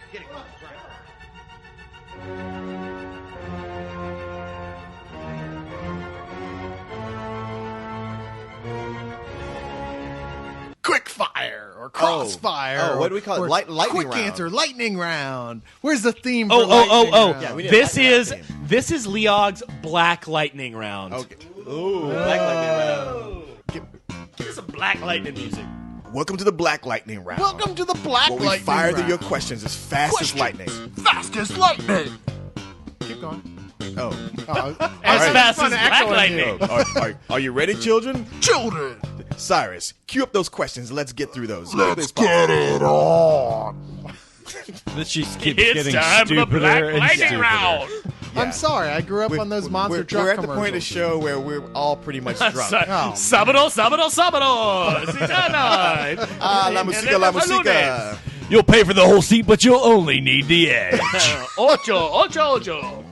Well, so we're going to go through these. What we do is we're going to get these questions out of the way. We haven't had time to answer seriously through the rest of the show. Joshua asks, I heard you guys say how much you hate the Thomas Jane Punisher movie, but I've never really heard you say why. Maybe I missed it, but I'd really like to know what was so wrong with it. I liked it mainly because it had no CGI, no stupid slow-mo or bullet time effects. It was all old school stunt work and reminded me of the old 70s crime films like Death Wish and Dirty Harry. I've heard you say Thomas Jane is a wimp, but I really don't see him in that way. The guy took real knife wounds during a fight scene and didn't call cut. He stayed in character. So please tell me, what did the Punisher do so wrong? Jason. Watch Man on Fire. Pretend Denzel Washington's name is Frank Castle.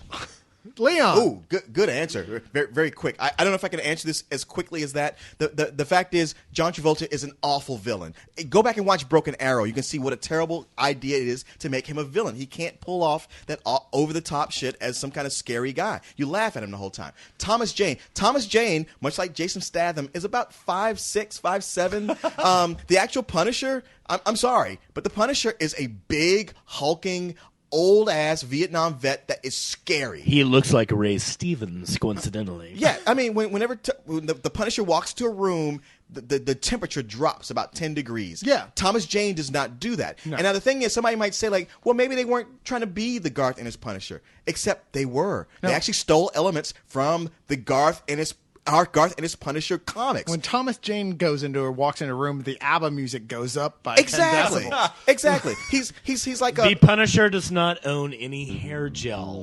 The Punisher was a guy who took on not just one bad guy, but the entire mafia. And Thomas Jane barely beats goddamn John Travolta. Give me a fucking break. Mr. Tankard asks, who are the writer-artists that first cemented your love of comics? In other words, who turned your interest in comics into an integral hobby? I'm turning this one to Bo. One of the first comics that somebody besides my parents got me into was the original run of Moon Knight, and the two artists that worked on that were Doug Minch and Bill Sienkiewicz. And Bill Sienkiewicz kind of started out as a Neil Adams clone, and that's not a bad thing. Neil Adams was incredible, one of the best artists that ever came down the pike in comic books, but he grew into something so much more, and basically over the 36 issues, which is basically about 3 years, I started collecting with about issue 3 of Moon Knight, and by the end of the run, I was so amazed at the possibilities of what this art form could do and the stories that could be told. I had been made into a lifelong fan. I knew that comic books were just as important as movies, as TV, as novels, as poetry. Anyway. Jason. Larry Hama, G.I. Joe, Roger Stern, Amazing Spider-Man. Nice. I grew up reading comic books like any other kid did, especially Spider-Man. Believe it or not, Leon, I liked Captain America a lot when I was a kid. So did I. He's my favorite Well, I mean, I don't read it Love that much Captain now. America. I just like, I don't know what happened. But Batman, the stuff kids read in the 70s. Not to date myself, but too late. But I gave up on it all, like most teenagers did. I just whatever. And it was about, I guess, 16 or 17, when I walked into a comic book shop, literally out of curiosity more than anything else. And someone said, "Dude, have you seen this comic, The Sandman? Issue number 7, I believe, with written by Neil Gaiman, where they brought back this old Batman villain, I believe, who had the power with the gem." To control whatever people did, and made Dr. Destiny. Dr. Destiny made a whole diner full of people basically 24 hours is the torture name of that. themselves to death over the Gruesome. space of this. And one of the most amazing horror comics ever written. I Yeah. went, what in the fuck is going on with comic books? This isn't what I remember before. And that was it. That made me go, well, shit. I had no idea. I started reading Hellblazer. I started reading Shade the Changing Man. Sandman is what got me back into collecting comics. I collected up until about 1988, and then I put it down for a while to get into Punk Rock and Girls, and then none didn't of pan that out. worked out. Yeah, and so by 1992, So it went I back got to comics. into. I walked into a comic book store, picked up the Sandman, and now I'm lost forever in a sexless void. Well, I will say that, like, while, 1985 was certainly the breakout year for comics. I mean, that's Mark Millar's new series based on it. Nobody ever talks about 1979, and this was a year when you had George Perez. No one can remember that. True. George Perez and Jim Shooter on the Avengers. Doing You- cuneiform comics. You had Chris Claremont and John Byrne on the X-Men, and Frank Miller on Daredevil, and Bob Layton as the artist, and Dave McElhinney on Iron Man when Iron Man had the drinking yeah. problem. Yeah. All this Demon was and going Bob. on Yeah, all at Demon the and same Bob. time. One of the great runs of Iron Yeah, Man. yeah, it was a great run for all four. It was like the greatest run for all four of those comics. No, you're absolutely right. All right, next question. Alex asks, "Hey guys, here in England, yes, people in England actually read Spill, but they Oi, mate. Oh, but wait. they do it with an Only accent. when Are they're they the not being Oi cold, wet, and listening to Smith's albums. Hi guys, here in England, the BBC was showing a special called Comic Britannia. Wait, is What's that wrong with your Liverpool? tongue? Maybe edit that out. Which part? The whole thing where you were speaking. He sounded like Dick Van Dyke on his first take for Mary Poppins. It's a jolly holiday. It's a jolly holiday with you, Mary Poppins. All right, fine. I'm not going to try and do accents. I sure learned better from the Tropic Thunder review. All right, hey guys, here in England, the BBC were showing a special called Comic Britannia, which looked at the history of British comics. 2 works seem really interesting: Alan Moore's Lost Girls and another called Alice in Sunderland. And I'd like to know what you guys thought of them. I just want to throw out that anybody who does anything about or based on Alice in Wonderland is a closet pedophile. No, It's- let's just leave that one and It's- move on to the next it's question. to say. It's documented that Lewis Carroll was a pedophile who wrote that wrote the Really? story so he Yeah, could, but I he like could some seduce Roman this Polanski. young girl. I like some Roman Polanski Yeah, films. yeah. So and I'm Alice in not- Wonderland was all about him wanting to seduce this little, young girl named Alice. I I like did some not Roman know that. Polanski films. I've read Lolita. That does Well, not Lolita's make me a awesome. pedophile. I love that. So pedophile? Come on!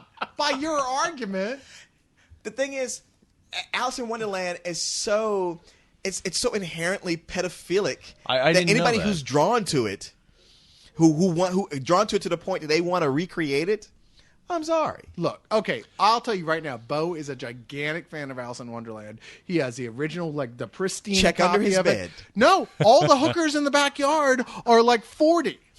Okay, so They're- I just want to say there's obviously Well, Those are in beards. all fairness, I'd also like to say that I'm a giant pedophile. But Wow. I don't think that lends any credence to your so-called theory, Leon. I would like to say this. Like, I've been big into the British comics, like back, like before they got co-opted by Vertigo. I was reading all those things in Judge black and Dredd white. and- Everything from 2000 AD and Warrior Magazine, like Miracle Man and V for Grim- Vendetta. I'd read Grimjack. those like years before anybody over here knew Was about them. Grimjack English? No, shut Is up. it not? No. I was going to say I didn't I think thought it was. I don't know. I worked on Grimjack. I know. That's why I brought it up. Anyway, I'm a big lover of those. Yeah, those guys were at the And forefront. clearly and, not a fighter. And clearly, Eclipse Comics and DC Comics, recognized that and brought them over here, and they became huge. Poachers. And as much as I love Alan Moore, Lost Girls is that thing where he lost me. Lost Girls bored the shit out of me. Yeah. I mean, I couldn't even jack off to it. I know. This is supposed to be erotica. All right, the idea is it's an erotic graphic novel. I'm going to leave and take that vodka bath now. I'll be back. It's an erotic graphic novel about the sexual adventures of Alice in Wonderland, Dorothy from The Wizard of Oz, and Wendy from Peter Pan, which sounds to me like the Pedophilic. hottest thing ever. Hey, that's a jack-off-a-thon. No, but they're adults like a now. nubile young They're women. grown up now. They're adult sexual adventures, and yet it's really dull. Yeah. It's Little Nemo as erotica, which does not go together. Well, it's like a lot of I guys want who are to geniuses. stab myself in the eyes. Where's my now. Gem and the Holograms as erotica? That's what Actually, I my want. favorite thing about Gem and the Holograms is that their nemesis, or nemesis, if you will, was a band called The Misfits. And I just want to see, like, you know, I can see, like, Glenn Danzig going up against Gem. That'd be so cool. Come on, how many of you guys have watched Sailor Moon, and when she does her little change to trans dance, you kind of tilted your head to look under her skirt? None of us. Does that because work? The rest of us are not 16-year-old girls. Yeah, I've never Leon. actually seen Sailor Moon, aside from the endless gifs that people keep posting on Spill. I thought this was the Black Lightning round. Oh, Yes. that's right, quickly. Moving on, N-Piece asks. Oh, I was about to say, don't we? Speaking of Sailor Moon, don't we have an anime question? Yes, we do. Oh, N-Piece good. asks, 'Cause I I'd was like to just answer wondering, does any of the Leog members read Japanese comics? If so, what's your favorite and why? If you don't like the comics, what about animation? Any favorites? Who's taking it? My favorite is nothing because Japanese manga is pretty much intended for illiterate commuters on Japanese subways. It's awful. The fact that it has overtaken the comic book section in every major bookstore is nothing more of a crime on the level of just below the Holocaust. The views of Leog and Bo do not necessarily coincide. In I fact, would they are just the like direct to say that. opposite. Bo was actually at Pearl Harbor, by the way. Bo I should mention caused that. Pearl Yeah. Harbor at this point. Jesus Christ. The Japanese shot off his kneecaps. Half of Oh our my God, audience they're just left. horrible. They're not all horrible. And I do love quite a bit of the anime. And yes, From what I everybody is always so, oh, you need to read Lone Wolf and Cub, Lone Wolf and Cub, Lone Wolf and Cub. And I'm sure it's very good. It is good. I know there is good manga out there. I'm not a big fan of it. And as far as its influence on American comics, maybe it's done something for the storylines that I don't see because I haven't read a lot of it. But as far as what it's done for the artwork, I think it sucks ass. Wow. You know, What anime I has obviously done- was being very hyperbolic, but Leon is the one who's looking the most askance at me, and I'm like, what do you think the positive impact that Japanese manga has had on American comics? The positive impact it's had more than anything else is that it has upped the bar on action sequences, so that the American comics have had to Right on. go full force on the. Anytime you've seen like a cool action sequence that has you blown know, you away, I think that is a legitimate thing, but I'll tell you what, that's one of the last things I actually read a comic book for. I will actually go back and read old Spider-Mans from the 60s and skip over action sequences just so I can see what's going on with Peter You Parker. have a very valid point there, Bo. But so do you, Leon. Yeah, But that wasn't actually the question. The question is, do any of us read it? What's our is. favorite and why? I mean, I actually really liked the Death Note series when I read it after seeing the movies. I thought the manga was really good. As far as animation goes, I mean, this is an answer I've given 100 times before Yeah. on Spill. But Akira, Ghost in the Shell, anything by Ninja Hayao Scroll. Miyazaki. Yeah, and Ninja I'm a Scroll. drooling Miyazaki. Before all the anime people come up and say, "How can you not like anime?" I love Miyazaki. I watched Nausicaa for the first time What, recently. Valley of the Wind? Yeah. Oh, that's my Very favorite. good. That's my Very favorite good. Miyazaki. Lock Me to Castle in the Skies is my favorite of his movies. Castle in the Sky. I really like it because in the Americanized version, which is it's the same, which is Oh, you mean with Americanized Disney's version, Atlantis? but you get Mark Hamill as the bad guy. Honestly, which I there's love. none of the TV shows that have ever had any interest for me yet. Maybe I just haven't been sat down with the right one. You haven't watched Avatar yet, then? No, but that's not Japanese. It's American. Yeah, it's American. Yeah. Really? I thought the same thing, and I was like, no, people corrected me on Spill. Yeah. Said, no, that's not Japanese. Wow. Yeah. There's a Japanese artist, Ryoichi Ikegami, who did he did a series called Sanctuary. It's a very political that I liked. But before that, he did Crying Freeman. I've always heard that's great. Well, you should read it because I worked on that also. When I they, did when not they brought know it to that. America. I Ah, colored it, so. and of all the jobs I worked on, it was one of the ones I was the most proud of. I know.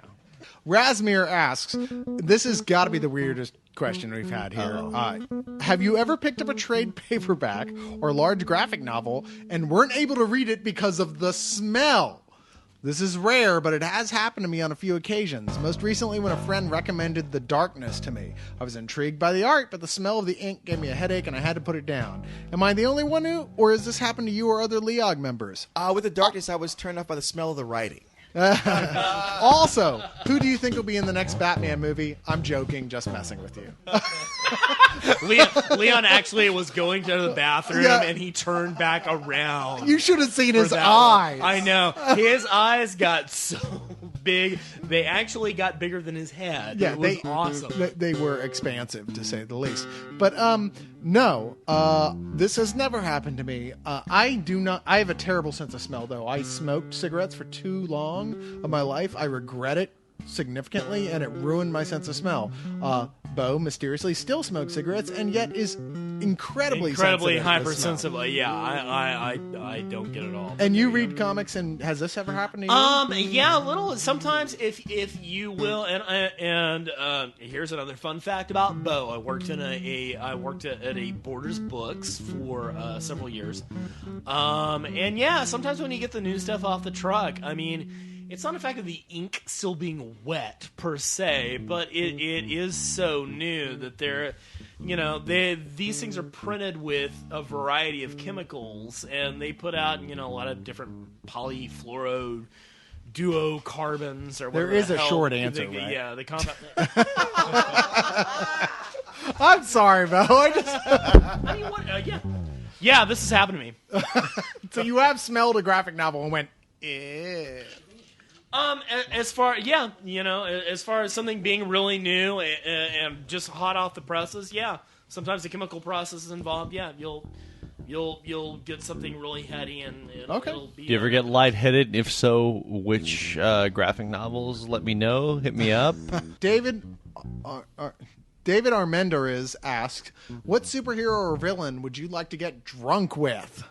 And the first thing that popped in my head was Wolverine. Then I went, "What the fuck am I thinking? Yeah, what are you That's thinking? a terrible no, idea." no. Well, only because he's the most famous drinker is why it popped in my head. But then I'm like, okay, that's a terrible idea because he tends to slice into pieces people he drinks with. No. Tony Stark.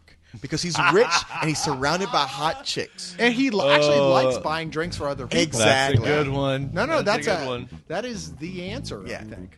Yeah.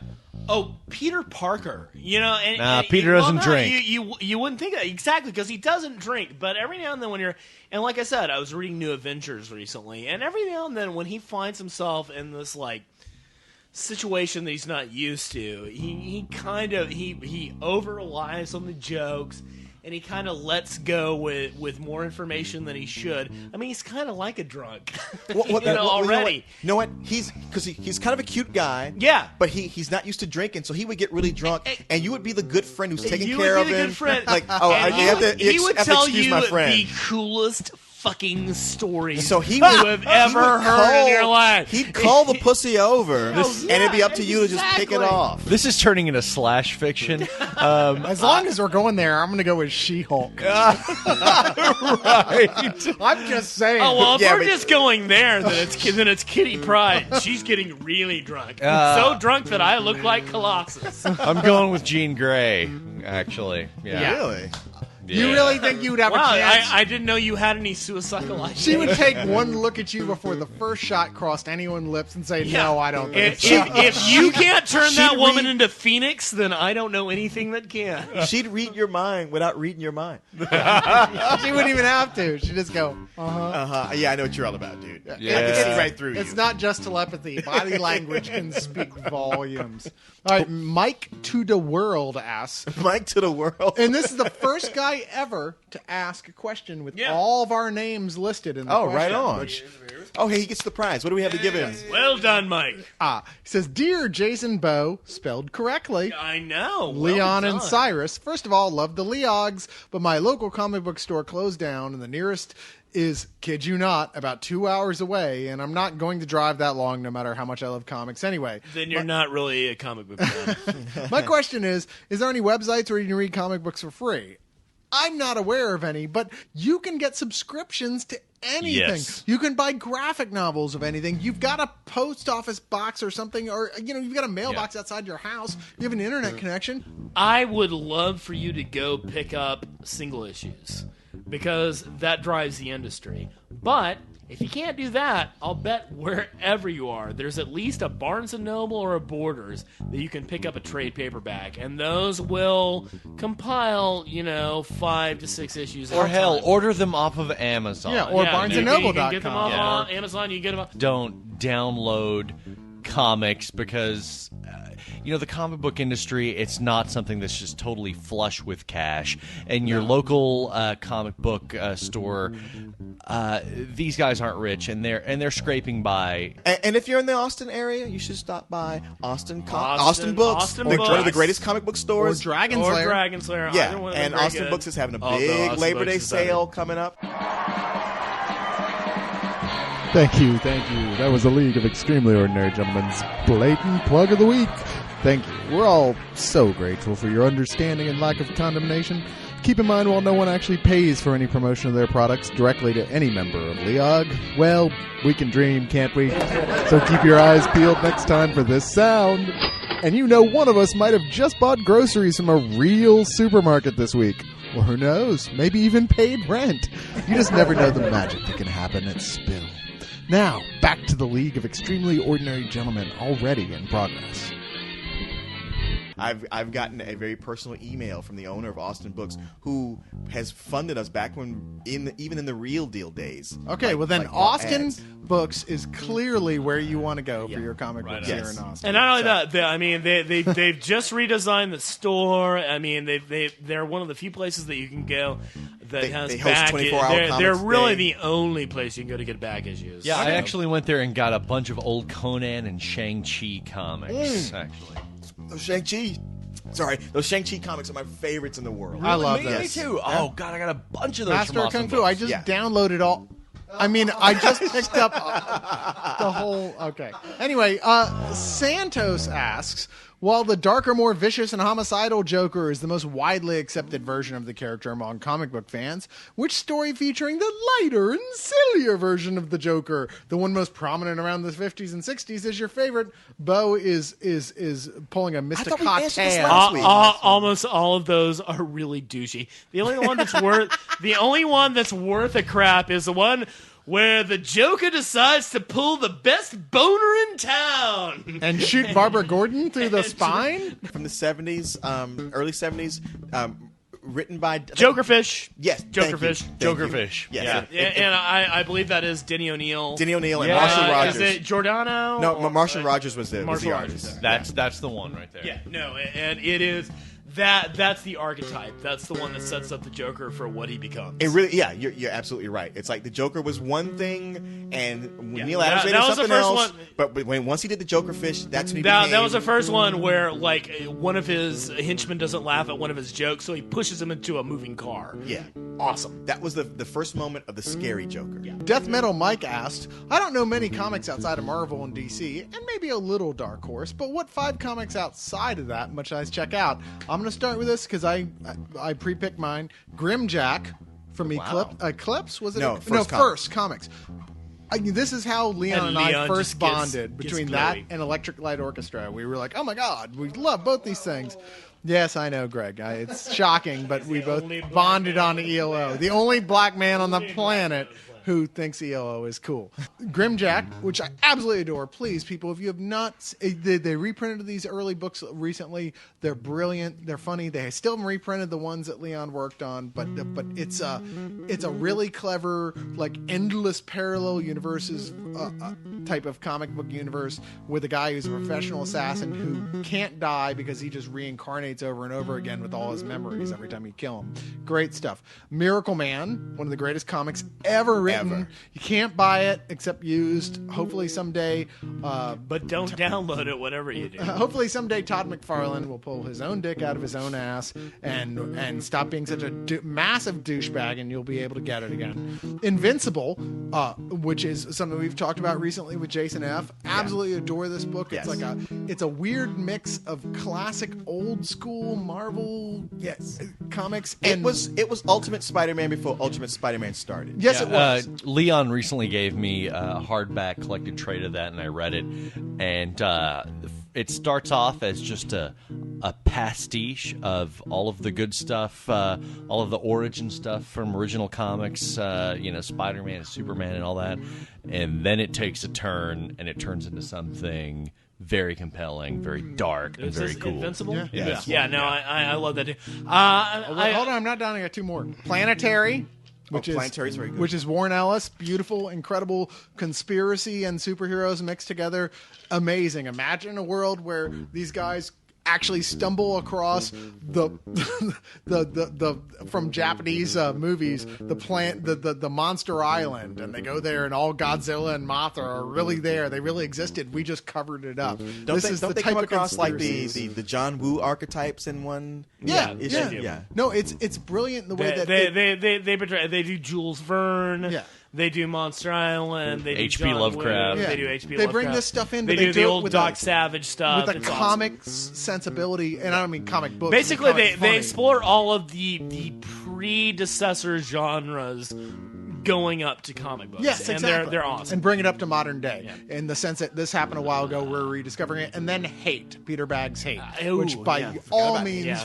If you have never read this or his, I guess the Bradleys was the follow-up. The very first stuff, the Hate comes from a comic called Weird Stuff, which started publishing in the 80s, which had several different characters. One of the main characters was this kind of teenage ne'er-do-well named Buddy Bradley. Buddy Bradley, it's a really great archetypal comic book because Buddy Bradley, in 1990, he became the main character in his new series called Hate, and it's a really good kind of break off from the 80s to the 90s. I mean, the Hate comics is very much about the 90s, whereas Weird Stuff is very much 80s oriented. So what's your list? I was actually totally going to say Hate, dude. You totally beat me to the punch. I would also say a really, really good companion piece to that is Daniel Clow's 8-Ball series, Yes. which is absolutely amazing. That's where we've talked about this in the past. The movie Ghost World comes from the pages of 8-Ball. They also have some very incredible other collections, one of which is like a velvet... Iron Hand and a velvet like an glove. Iron Hand and a velvet glove, Yeah. something along those lines. And Ghost World. And Ghost Which World. you might know from the Ghost World yeah. movie. Lately, he's kind of taken it. I mean, it's been about 3 years since he's come out with a new issue, but all of the, I believe, 15 issues are well worth checking out. I would also, one of the things I was first going to launch into is Fables, as far as use superhero types. It's a great kind of introduction into like a little bit of an indie comic. Fun stuff. It deals with fairy tales in the real life world. That's the starting point. It goes on to so much more than that. And it's since Cyrus stole the other Hate from me, I'd also say Jack of Fables, which is a companion piece for that. No, Fables is great. Indeed, Jason turned me on to Fables. The guy who did it. His girlfriend. Yeah. Yes. one I've of us- never actually read much of it. Yeah, One of us has actually touched a Oh, woman. it's funny because Grant I mean, I'd actually read the first one, but Grant was the one who like really got me into reading it. Wow. And I would want to say one other thing, just because I think it should be said, and I don't think we've said it on Leog enough. Even though we definitely bring up Alan Moore, we definitely bring up the Sandman, but we haven't really mentioned this a lot. Preacher. Boy, if you want to do a really, really damn good indie series, Preacher. That is the one. Preacher, that's maybe my favorite comic series of all time. But I would also throw out, Walking Dead. Yeah. Walking Dead. Hell yeah. Love and Rockets, and to you know what, you guys have grabbed most of the good ones, but I will throw out like what's my favorite indie comic running right now is Powers. I'm gonna have to go with Proof, which is kind of an X-Files thing, but a little bit more supernatural. No, I have not read that. I know he's loaned it to me, very and I'm trying to wade through everything else to get to. Very good, and also something from Archaea Comics, which is a reprint of a French comic book. It's called The Killer. And it's about an assassin, and it is damn good. But it I comes can't out make up my mind. very irregularly. I can't make up my mind whether you're being snobby or geeky. Mike to the World asks, what is your guys' opinion on Mac Gargan, the new Scorpion, as Venom, and the new character Anti-Venom, and how much Spider-Man has gone downhill? Also, why does Jason hate Venom? Jason and I have come up with an answer for you, though. Oh, okay. All right. It really sucks. Okay. It There's your does. answer. Have Yeah, fun. It's terrible. Stop reading it. If you want to read Spider-Man, read Ultimate Spider-Man. Stop reading Spider-Man. Stop supporting Marvel and what they've done to Spider-Man. Just stop it. You know what? I apologize if I've given the impression that I hate Venom. I don't. I really loved Venom when he was first introduced, but then they tried to turn him into a Punisher character, an anti-hero. See, that's why you're my paisan.